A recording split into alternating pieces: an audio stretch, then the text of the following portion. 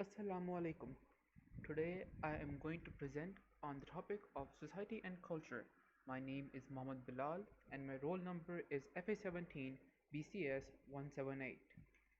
The key points included under this topic are culture and language, role of religion in society, social and economic disparity, ethnic and linguistic problems, sectarianism, and human rights.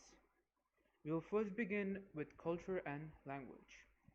Culture and language can be defined as the art and manifestation of human intellectual achievements regarded collectively. Culture influences the manner we learn, live, and behave.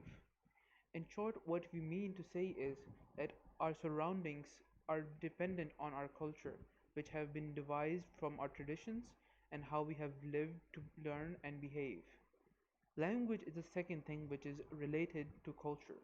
It is the medium of communication which we use to express our thoughts and ideas to interact with others. Language it is also used to transmit values, laws, and cultural norms, including our taboos. Language, since it expresses and reinforces culture, influences the personal identity of those living within the culture and creates boundaries of behavior. Those boundaries can include censorship. Now, example of this is our Hindu and Urdu languages in the subcontinent. They have created many sectarianisms, many bloodshed, and a lot of differences between the region. And it is why it is said that the culture and language depend on each other. As we can see, the Urdu and Hindi are languages, they fall back on the traditions that have been going on in the subcontinent. Our next key point is role of religion in society. Religion is very important in a society because religion describes the beliefs, values, and practices that are related to sacred or spiritual concerns. Religion is a social institution because it includes beliefs and practices that serve the needs of society.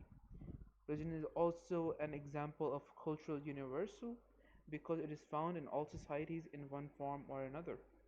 Now, religion, it takes a very crucial role in society to help build it. But we can also see that there are many states in the world which do not promote any religion, and their society is free to choose on how to live. However, Pakistan was the only country in the world which was found on the basis of religion. Religion is also important because it shapes people's morals, customs, traditions, beliefs, and ultimately their behavior. Shared religious beliefs bind people together, and religion makes meeting many different needs for peoples, society, and nations. But there are some general statements that hold true in most cases. This is the reason why we Pakistanis demanded a free state to cause separation from India and Pakistan. The reason being that they needed a homeland in which any person of any religion could practice their religion without the fear of being oppressed or being treated unfairly or not being just. Social and economic disparity is our next point, and social inequality is when resources are given in a society and they are distributed unequally, typically through the norms of allocation that engender specific patterns along lines of socially defined categories of persons. It is the differentiation power of preference of access of social goods in a society brought about by power, religion, kinship, prestige, race, ethnicity, gender, age, sexuality orientation, and class. Social inequality usually implies to the lack of quality of outcome, but may alternatively be conceptualized in the terms of lack of equality of access to opportunity. What we can make this in easier terms is the differentiation of power and job opportunities to Muslims and Hindus.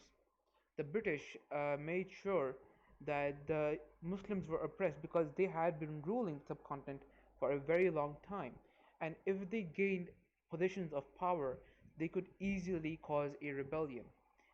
So far so that Hindus were given a vast and huge preference over Muslims who had the same merit. Social inequality can also be established through discriminatory legislation, such as we have seen recently in the time of the introduction of CAA Act in India. What it caused was for non-Muslims to have the upper hand in how they were perceived in the society, whereas Muslims and of other religion such other than Hinduism were given a lower status. As such, social inequalities exist between ethnic and religious groups, classes, and countries, making the concept of social inequality a global phenomenon.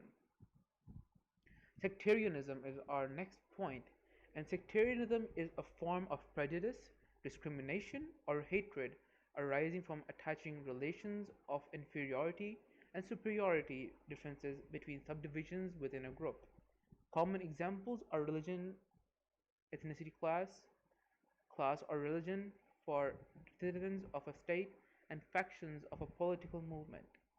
Sometimes a group that is under economic or political pressure will kill or attack members of another group, which it regards as responsible for its own decline. It may also rigidly define the definition of orthodox belief within its particular group or organization, and expel or excommunicate those who do not support this newfound clarified definition of political or religious orthodoxy.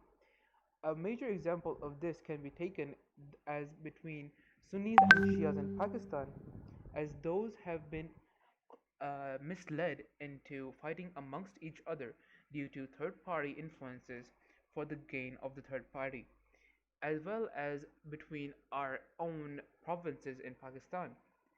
The thing is that major parties want to influence differences between these provinces for their own cause. The last but not least is human rights. Now, human rights are inherently to all human beings, regardless of race, sex, nationality, ethnicity, language, religion, or any other status. Human rights include the right to life, liberty, freedom from slavery and torture, freedom of opinion and expression, the right to work and education, and much more. Everyone is entitled to these rights without discrimination. However, we must be sure that everyone who has the freedom of opinion must also bear the freedom of consequence that follows. As such, one must be very, very careful of what they speak and be sure that the consequences that follows it are his own to bear. Otherwise, it is going to be a total chaos in the society.